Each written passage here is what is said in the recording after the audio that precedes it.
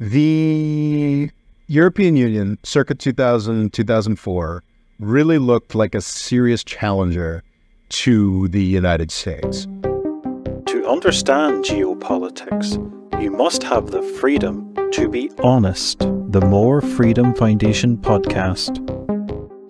How are you this week, Rob? No complaints, no complaints. How are things with you, Rory? Things are all right. I got to see Oppenheimer this week. Oh, what'd you think? I thought it was very good. I always just find it funny how many Irish actors there seems to be, but he does knock it out of the park. Oh, yeah? His accent is superb. This is a great question. How do I pronounce his first name? Is it Cillian Murphy or Cillian Murphy? Oh, Cillian Murphy. Cillian Murphy. Yeah, that's his name. Plays Oppenheimer. Yeah, and I think he's been on a strict diet to look quite gaunt for the film. Yeah, I saw some kind of promotional thing where his co-stars were like, "Yeah, well, we're doing promos," and I saw Cillian eat for the first time, which is quite something. I think you'll like it. There'll be lots of politicians that were all over my head. It's a bit more of a political thriller than I think a lot of people are expecting. Well, is there at least a big explosion in it? There's a big explosion, yeah. Okay, well, I'm happy to hear that. No, I've been reading just really very adulatory reviews, so I'm excited for that. So today I want to talk about another interaction between the United States and Europe. Yes, specifically I want to talk about something that I see as Europe's struggle for independence from the United States. And I see it as, frankly, a failed struggle. It failed in February 2022 when Vladimir Putin decided to invade Ukraine. I think that really ended something that's been going on intensively for the past 20 years, but actually in some ways has been going on for 50 years. And that is the European struggle for independence from the United States. So where would you like to start? Where do you feel that you first noticed the EU not really finding its feet and still being sort of the underling to the United States? Well, I think that's been a huge dynamic since World War II. I think there's no question in anybody's mind that Europe was tremendously reliant on the United States in that whole rebuilding process after World War II. There really wasn't much. I think a lot of the folks who were still in power in Western Europe were just absolutely terrified of communism at that point, which was appealing to a lot of the publics there. Because it was seen as very anti-imperialist at the time. Well, they were the most visible victors of World War II.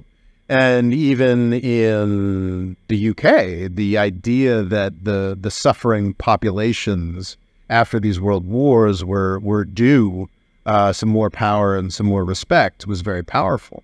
So, for the first 30 years or so after World War II, Western Europe was tremendously dependent on the United States, or rather the elites in Western Europe were tremendously dependent on the United States to maintain their non-communistness. And actually, I think that's important, but let's put a pin in that. I want to talk about why, in particular, this has been bothering me, and it actually gets to Angela Merkel. Okay, what's she done now? Well, that's the thing, is I don't actually think she's done much. I think that I've heard, I think she's done an extraordinary amount, but I think she's earned on 2 counts a lot of undeserved hatred. I think Mama Merkel? Yes, Mama Mitte. I will never pretend to be able to pronounce German.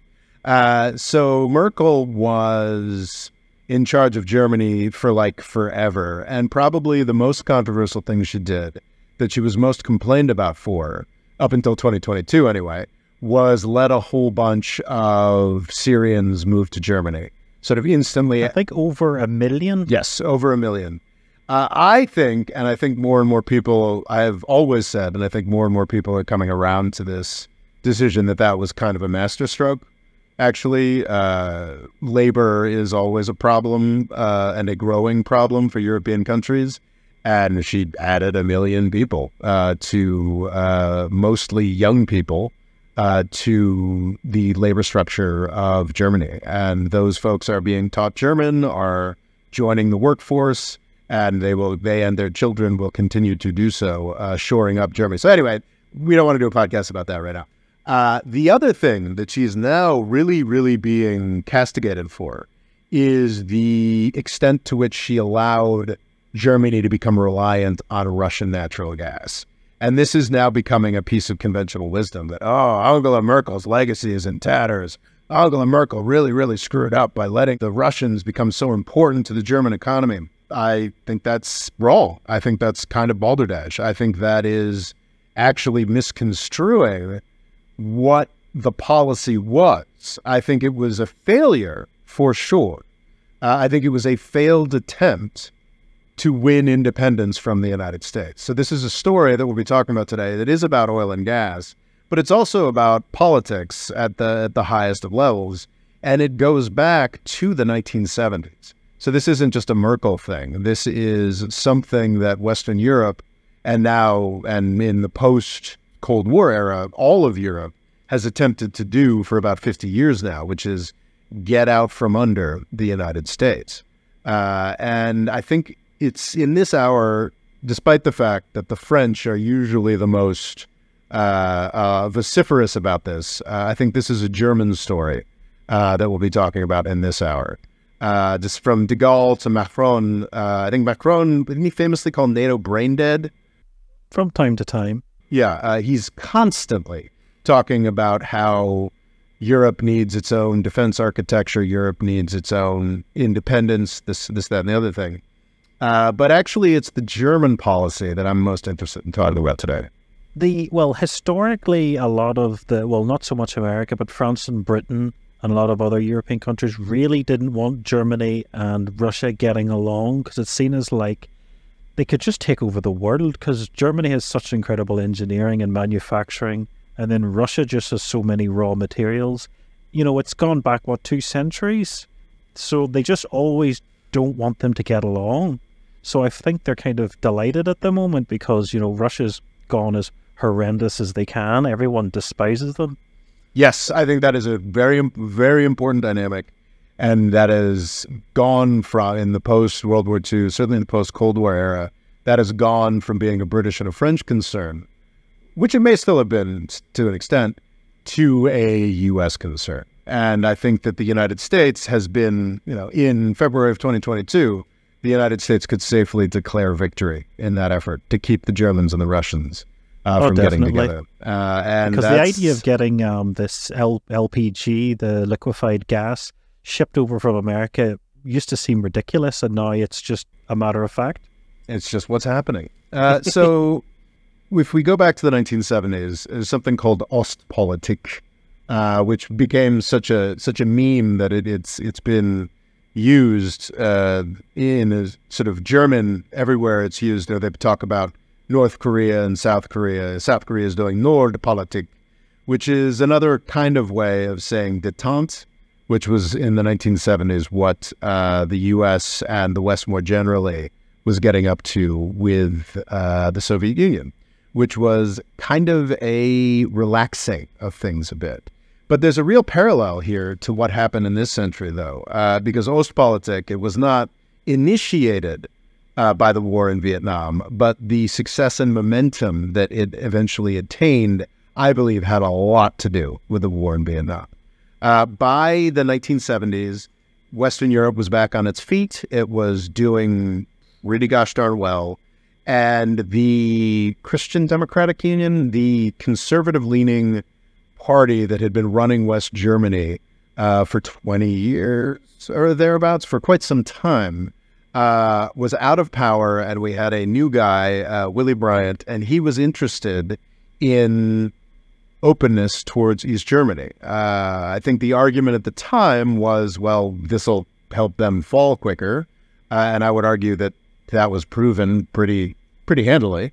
But this was also a source of some discomfort for people in Germany, for people in the United States. This was a real concern. But as is the case in the 21st century, really, really dumb U.S. actions provided a great impetus to this Ostpolitik. You had student uprisings across Europe in the 60s. Obviously, Vietnam was not quite as much of a deal in Paris as it would have been, as it was on U.S. college campuses, but it was a pretty big deal. So Ostpolitik moved forward. By the late 60s, early 1970s, East Germany and West Germany didn't even have an agreement on what their border should be, what their relations should be. And all of that got sort of hashed out and settled in the early 1970s. And there began to be more serious state-to-state commercial, political, and social exchanges between East and West Germany and between the East and West more broadly. The Nixon administration, Kissinger, famously, I think, consistently for both the Nixon and Ford administrations, Kissinger held on to his seat after Nixon had to resign, were for it, were for détente. Carter was as well. The Reagan administration hated it, really, really, really hated this idea that we were going to ratchet down the tensions of the Cold War. But Europe was wanted to move forward with it. And of course, there was the tremendous carrot of Russian oil and gas. And this was, I think it started in 1972, 1973, thereabouts, because of, I think there was actually a smaller oil crisis that didn't impact the United States in the late 60s. But then, of course, the big oil crisis of 1973 also impacted. And Western Europe started buying Russian, Soviet oil and gas. And then by the mid-'80s, I think it was sort of 85, 86, we got the first large pipelines, gas pipelines from the Soviet Union. So not only was there the political benefit of reaching out, there was also very real economic benefits. And that's sort of when the oil and gas thing, I think it's worth saying, like, why would Europe want to be independent from the United States? Like, it's obviously nationalism, sovereignty, national pride is obviously something that the Europeans got a little bit sick of in the 20th century. But I think even by the 1970s, they already were like, we'd like our own self-determination back. We'd like to make our own decisions. We would like, oh, gee whiz, I don't know, now that we can feed ourselves again, we're not so excited about the idea that Washington, D.C. can decide when the war that wipes out all of continental Europe happens.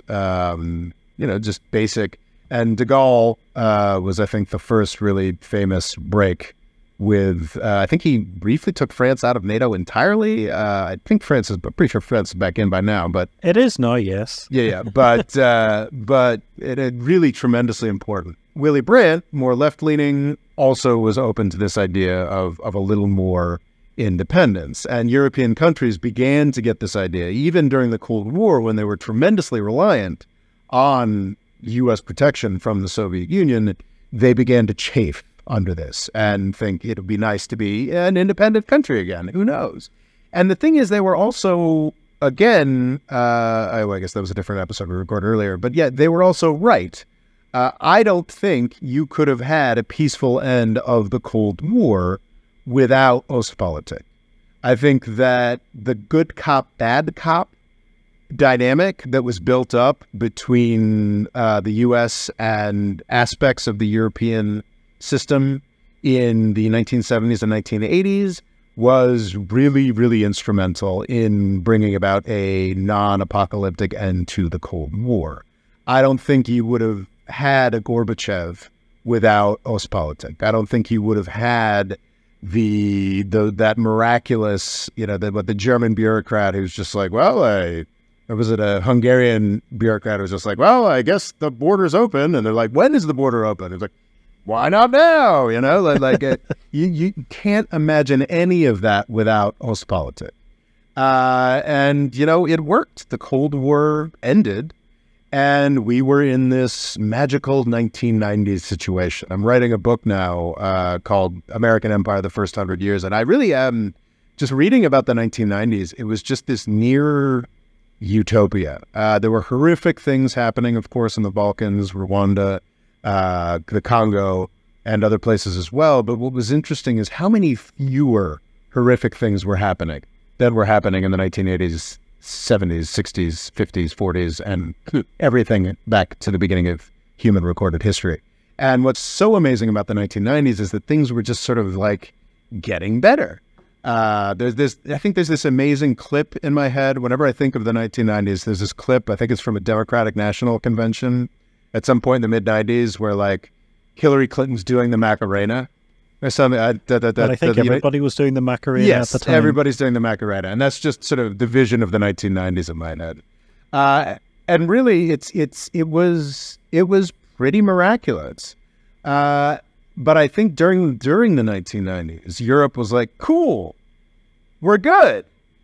Like, so like, are the Americans ever leaving? Or like, are we ever gonna, like, I'd never expressed quite that clearly.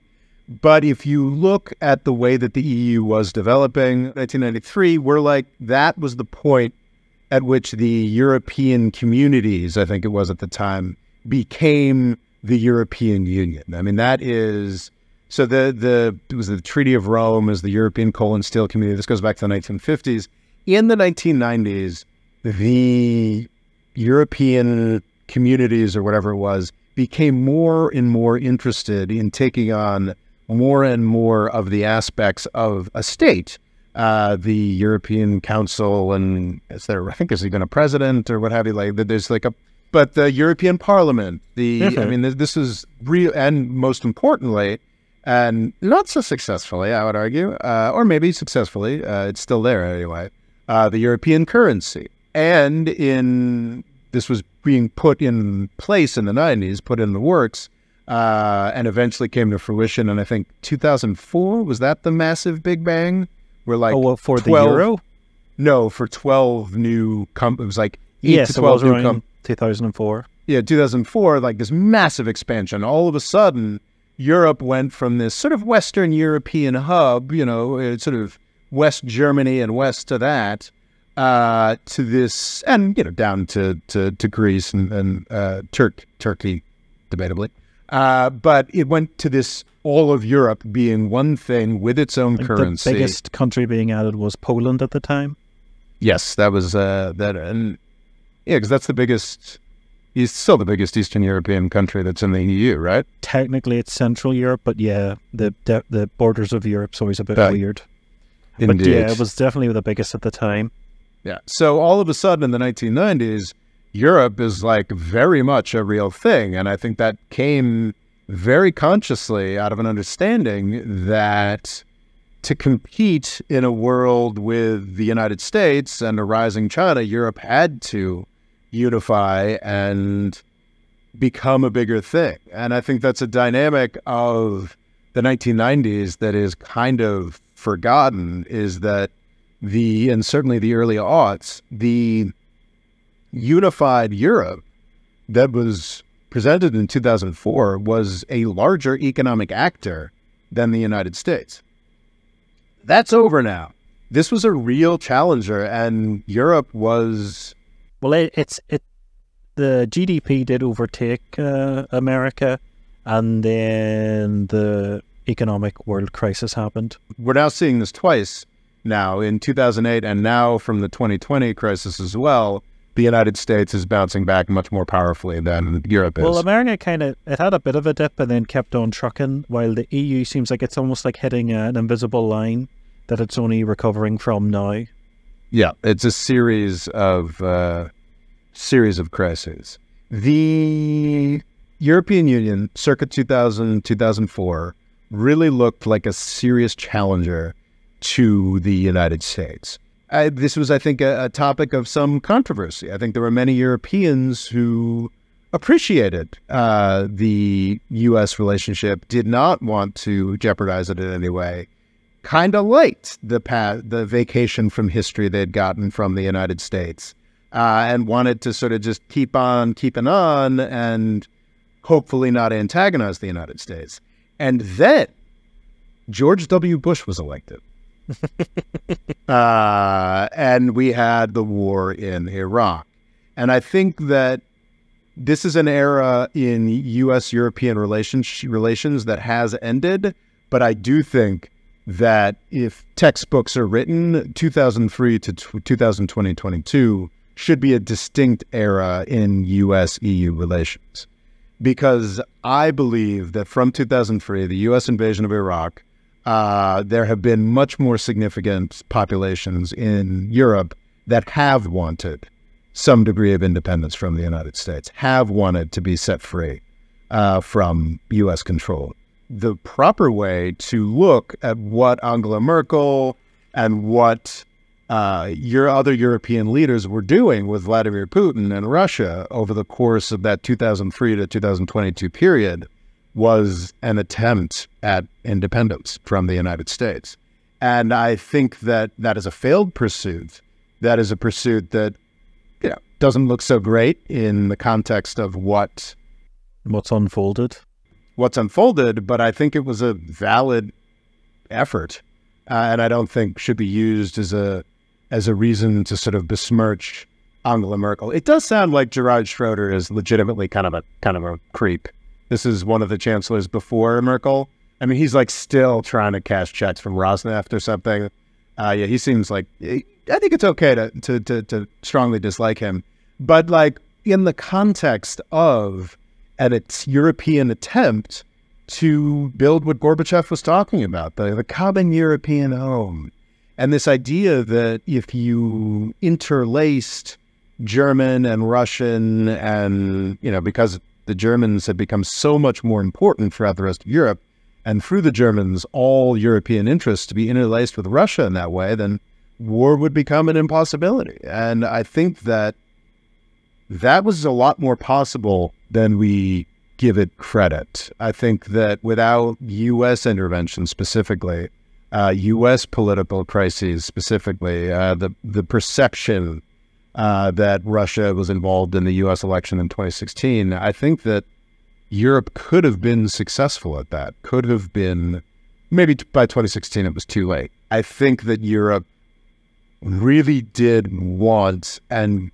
justifiably wanted a degree of independence from the United States that it was rational to pursue. Well, I think a few things it blames, the EU blames itself on is its lack of investment when it came to computing. It was late on it, so that was an area that America could just accelerate away, and Europe was left a bit stagnant. And then even some countries, did invest, and other ones kind of didn't really bother too much with the R&D. I think Europe has failed to make a number of investments that it should have if it wanted to be independent. There's a kind of stultifying embrace that the United States has allowed Europe to sort of slumber in. It's like, we'll handle it. We'll handle the defense stuff. We'll handle this, that, and the other thing. And that has allowed Europe to just sort of kick back a little bit. And I think that certainly not these years when everyone's still focusing more on the horrors in Russia and Ukraine, but I think in the years and decades to come, I think perhaps people will regret that more. The degree to which Europeans just sort of let the U.S. continue to run things.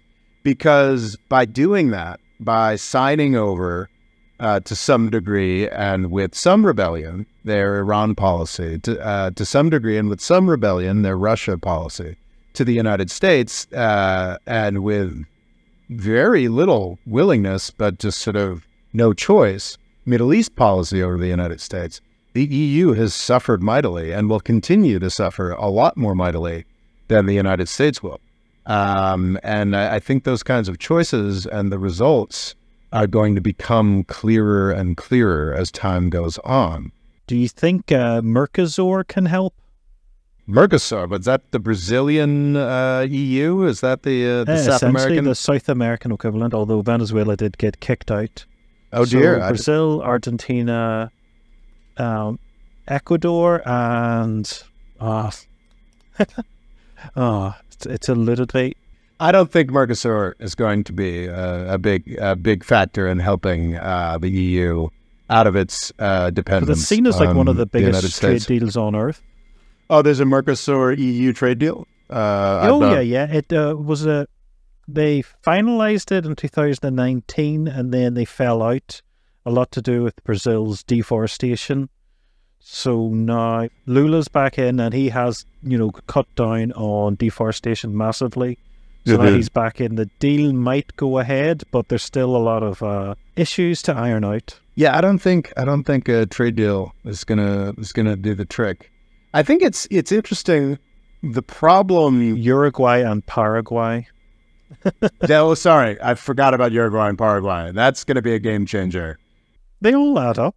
Yeah, Uruguay and Paraguay. The incredible demand for German goods is gonna blow things out of the water. Well, yeah, that is the worry that they'll European manufacturing will flood South America. So they're worried about I know Brazil has a very protectionist car industry.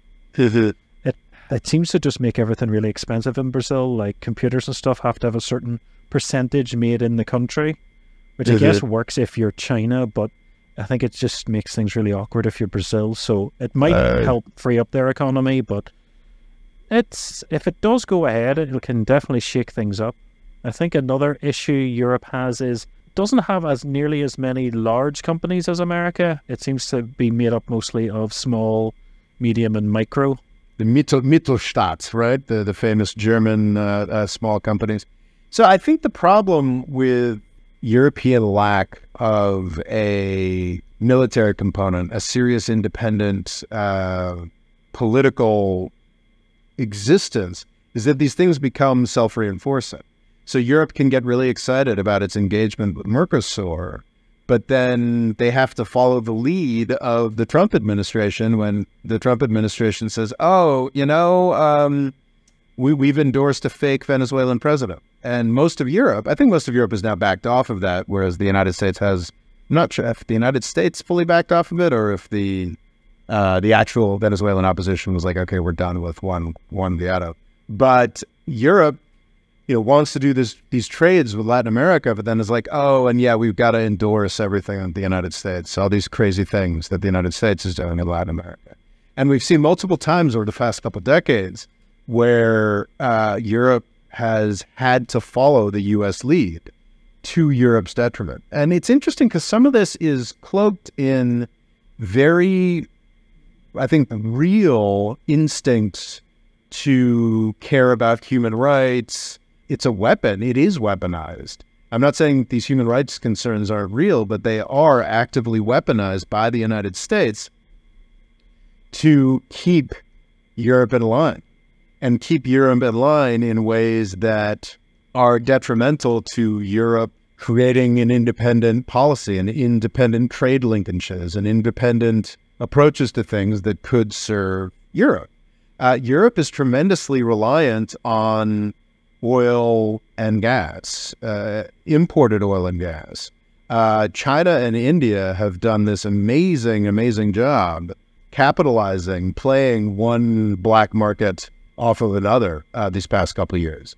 They had been purchasing large amounts of black market Iranian oil and gas for years, and now they've got a Russian black market to play off of it as well. It's amazing. But the Europeans can't do it. They can't, despite some early on attempts to push back against the Trump administration's absurd treatment of Iran, ripping up this incredibly favorable to the United States Iran nuclear deal. Europe initially was like, oh, we're pushing back against that.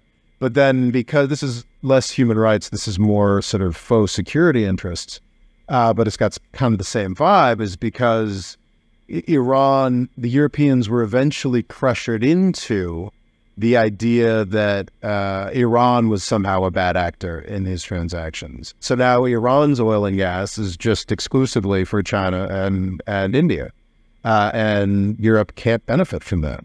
Do you think that was a reason why America reneged on the deal, is that the EU was benefiting from it a lot more than America? Because when I look at Iran, I see a lot of European cars, particularly Renault, and I don't see a lot of American machinery knocking about. So the United States, there's a number of different questions there. So in like just the short term, I think the JCPOA came into effect in like 2015, or towards the end of 2015. And then it was done from the U.S. perspective by 2018. even before Trump was in office, I think the United States was much more reticent to take advantage of any of the opportunities that the JCPOA provided. I think European companies were more likely to get involved in the Iranian economy because folks in the U.S. kind of already knew there was a strong chance that they would back out of it. So as far as like, was the U.S. resentful over more European involvement in Iran? No, I think really the main thing was Donald Trump really hates Obama and everything about Obama and wanted to crush his legacy. That's the main thing. But also, this is somewhat tinfoil hat of me, but I think also kind of a real dynamic, is that since the shale revolution in the United States has become a massive petroleum producer and wants to keep other petroleum producers from competing, And I think that's mostly what it was that the United States saw them as competition and kicked them out. How will Ukraine change things? Because from what I've read, it seems to have a massive amount of gas reserves that seem to be in around the regions that Russia would like to control, funnily enough. So if Ukraine are to win this war and join the EU, would America be happy with the Europe just replacing Russia with Ukraine when it comes to energy security? I think that Ukraine has some gas reserves, but I don't think that it has. I haven't read anywhere that it has enough to fully replace Russian production. I would be very surprised if that were the case. Well, it's sort of an interesting, but it's a more interesting question, and I don't think enough people have put the requisite thought into this question. What will the oil and gas industry look like in 5 years' time, in 10 years' time? I don't think there's any question that anybody's making their 2030 goals of 0% or only 20% fossil fuels or whatever, or only 50% fossil fuels. I think that we're going to start making a serious dent on our fossil fuel consumption by 2030, but by serious, I don't mean 100%. I mean like 10 to 15 to 20%. So we're going to continue to use way too many fossil fuels for the remainder of this decade. But we are going to use significantly fewer of these resources. And how that market gets redistributed is a really important question for geopolitics, and how the United States is going to allow that market to get redistributed. So there's no question of the United States saying Ukraine is forbidden from doing gas stuff or this, that, and the other thing. But it's incredibly easy in a developed country to say, like, wait, why are we trying to build all these dirty fossil fuels in Ukraine? And I think that U.S. oil companies have tremendous experience in the U.S. context of weaponizing those kinds of instincts against rivals. But also, it would appear America is currently ahead. So China subsidizes its renewable sector massively. So much so it kind of destroyed Germany's solar industry. But it's seen that America, for battery production, was behind China, and now with the recent Green Deal, they're now pegging. But it's just left the EU high and dry. Is this, something we're going to see America more and more grow ahead in renewables and leave the EU alone? That's a huge. The Inflation Reduction Act is a huge source of tension, and this is yet another example of Europe and just be like, hey, don't do that. And the United States being like, whatever. So Macron specifically, and I believe other European folks have spoken out really, really powerfully against the subsidies in the Inflation Reduction Act. These subsidies are tremendously powerful, but they also have a lot of local content restrictions. So we're only going to be subsidizing NAFTA related. So Mexico can benefit to an extent as well, I believe, but we're only going to be subsidizing North American sources of this, North American, this, that, and the other thing. And Europe's really angry about that. And yes, absolutely, that is going to have costs in Europe. this is another example of just the Europeans being really reliant on these ideas, and I think to some extent, uncomfortably, the sense of superiority they get out of the idea of this rules-based order, and, we set the standards and this, that, and the other thing. And the United States is getting a little more interested in some legitimate ways, not just illegitimate military ways, but in legitimate ways about more serious competition with China. And that means that the United States is going to stop. Countries only operate worldwide free markets and everything when they are incredibly dominant at everything. The United States, I still maintain, is incredibly dominant at most things, but we are now transitioning into a period where it's like, this may not be the case always, so we need to do more things that benefit us primarily. And I think that Europe will continue to be hurt by this. Let's just sort of run through how things went. 2003, you've got Germany, you've got France and Russia banding together against the U.S. invasion of Iraq. The U.S. invasion of Iraq is exactly the cataclysmic failure that they predicted. Unfortunately, France and Britain specifically, and I think this is one of the major downfalls here, is that the United States provides a lot of opportunities to look superior to other countries. And Europe likes to take advantage of those opportunities. This is in somewhat more vague ways, like there's a lot of just sort of finger wagging that Europe and the United States get together to do over human rights, over climate, over more things during Democratic administrations than during Republican administrations. But there's a lot of finger wagging and sort of permanent, oh, no, we're better than you, and we're going to tell you how to do things. But, and that's a little imperial. But, and this is probably the clearest act of European suicide over the past 20 years, committed by David Cameron and Nicolas Sarkozy. And that was the choice to endorse the U.S. invasion of Libya. To go beyond that, the classic quote is that the Obama led from behind in Libya or something like that, which is, I think a misrepresentation. I don't think that France and Britain had the wherewithal to take out Libya themselves. I think they needed the United States doing a lot of work that has not been as fully publicized. I think also drones were used a lot, and America was sort of pioneers of that technology at the time. But that specific act, destroying Libya and creating the refugee crisis by doing that, in addition to the thing in Syria, it was truly one of the most suicidal acts. Not only did it help to convince Russia that NATO had no independent existence beyond U.S. militarism, it also created the refugee crisis that led to Brexit. It created the refugee crisis that took an already hamstrung EU after the 2008 financial crisis and added a whole nother pile of dimension of destruction. And I don't think it's that easy to sort of one-to-one connect the refugee crisis to the economic doldrums of Europe.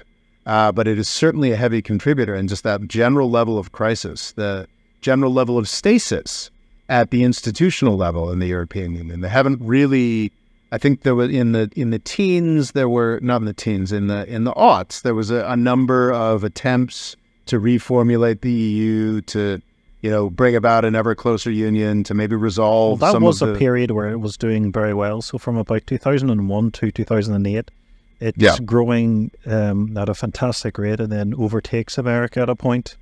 But it's seen that while America weirdly seemed to invest in itself more, it caused a lot of austerity in the EU, which then meant a lot of stagnation. Yeah. So since 2008, it's the golden years of the EU were brief, and they were at least 15 years ago. It's the 2008 financial crisis, which was U.S. generated. It was the refugee crisis, which was U.S. generated, and also Sarkozy and Cameron generated.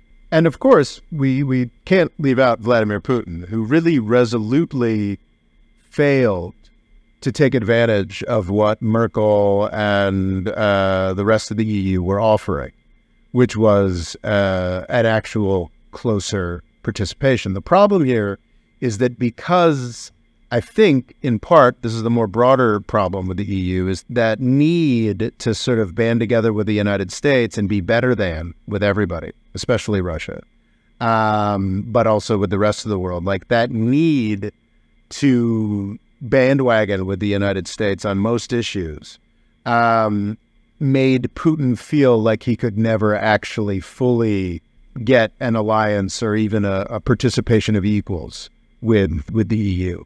And eventually he gave up and decided to act like a bloodthirsty savage. And, do you think it not proves that running Russia is more complicated than running the EU? Because I feel like Putin's more of like a kind of ringleader trying to keep a lot of powerful oligarchs in line, and he can only do so much without having to do something crazy like invade Ukraine. That's a very strong statement. Running the EU, I mean, at least Russia has a currency, has its own currency and its own central bank that functions. I mean, it's an interesting question. Like, how well is the EU running? Because I think, you know, we maybe feed into our own propaganda on Russia, but it could just be a lot weaker than we all imagine.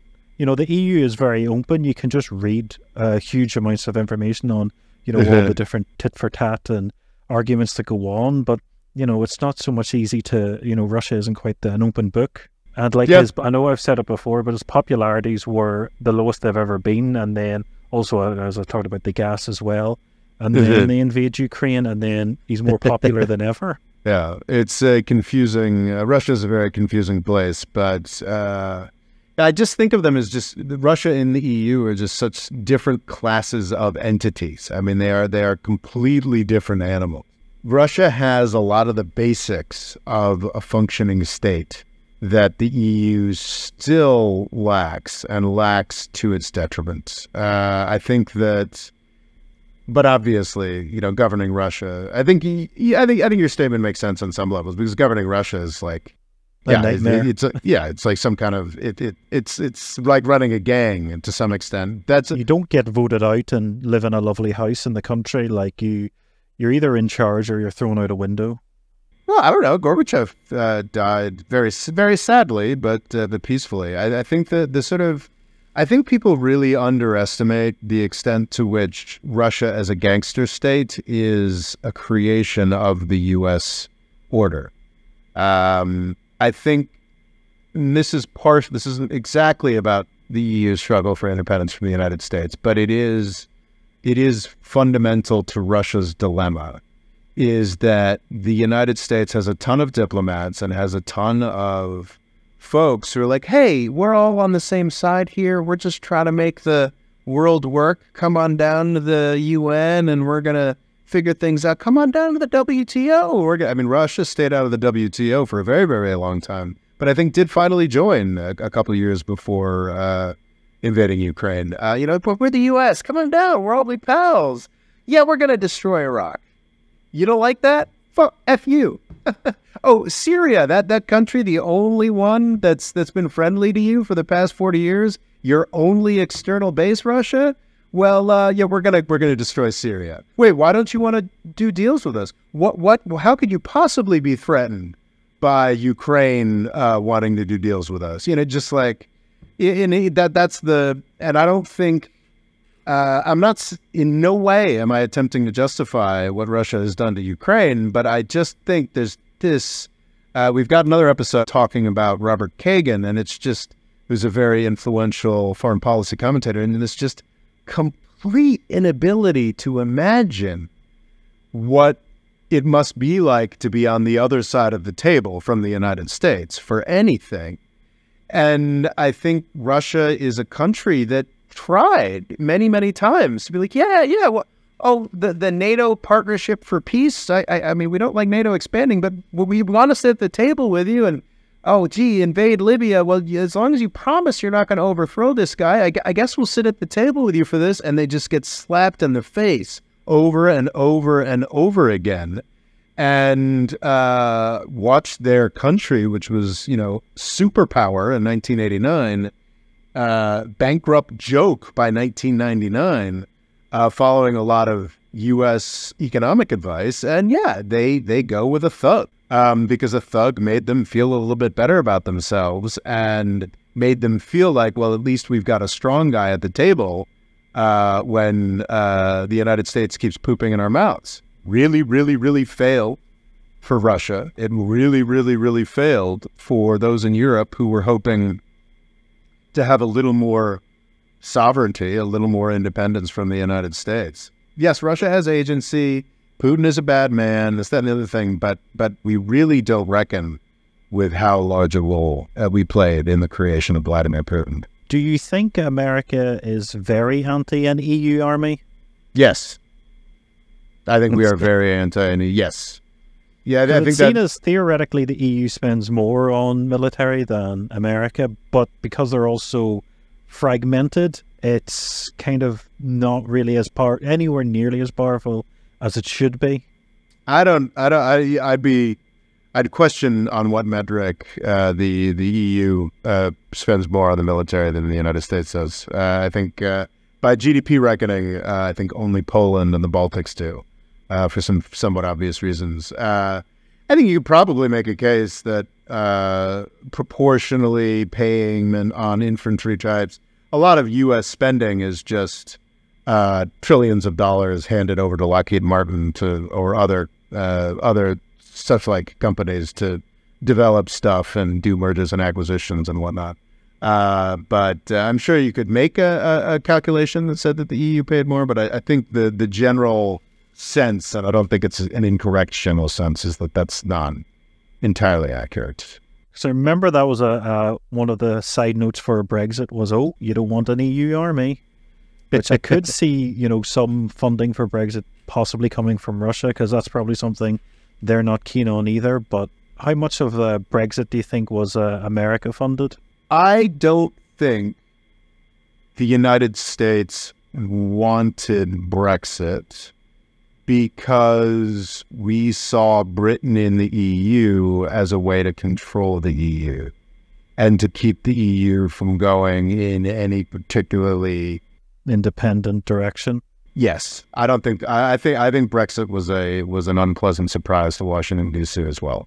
I don't think we intended that to happen. Because I know officially Obama was against the UK leaving. And I think most aspects of the U.S. political sphere were against that. The EU army means less opportunities for the U.S. army. It means fewer opportunities for the U.S. army, and that is something that Washington D.C. will never be a fan of. I think the U.S. taxpayer should be a fan of that. I think, and you'll find people throughout Washington D.C. who will say, "Of course." The EU must contribute more. That's the boilerplate. That's what every president says. But there's never any consequences. There's never any real thought of making an ultimatum or saying by a certain date or this, that. It's pretty clear that despite what they say, most aspects of the U.S. political scene are perfectly content to continue being in military control of Europe. I think Frontex, I haven't looked into it recently, but I remember looking into it a couple of years back.